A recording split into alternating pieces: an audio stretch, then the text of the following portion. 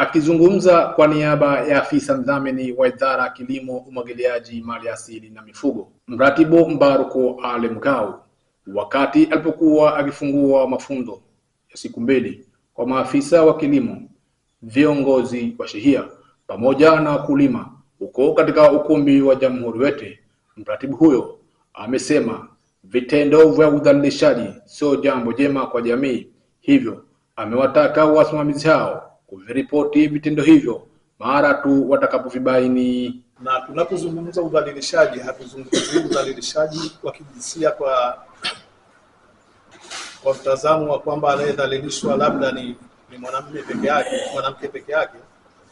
Najua wapo wanaume ambao wanadhalilishwa, lakini kwa ujasiri wa wanaume wakidhalilishwa wao wanamezea, kwa sababu mwanamume anaona aibu kusema kwamba amedhalilishwa. Lakini jambo hili linaloathiri kwa kiasi kikubwa ni wenzetu akina mama, kuanzia akina mama wadogo, wasichana, watu wazima na kadhalika.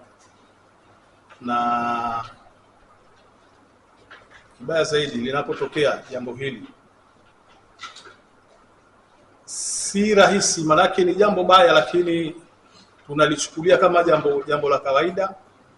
Akieleza lengo la mafunzo hayo kwa washiriki ambao wameshiriki, afisa kutoka mradi wa kukuza usawa wa kijinsia Juma Nyasa Juma amesema mafunzo hayo ambayo yametolewa na mradi wa kilimo himilivu wa mfumo wa chakula Tanzania ni kwa ajili ya kuwajengea uwezo wa kulima hao ili kufahamu aina ya udhalilishaji wanapokuwa katika harakati zao.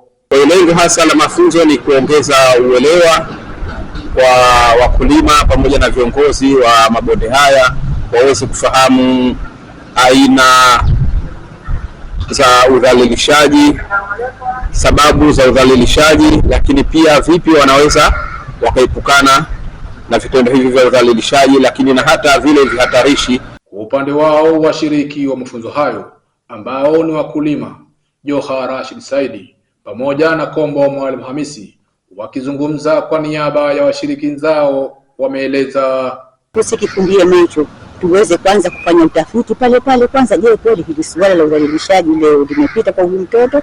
Na tukigundua tu kama kuna ishara yoyote, haraka ni kulipeleka katika vyombo vinavyohusika.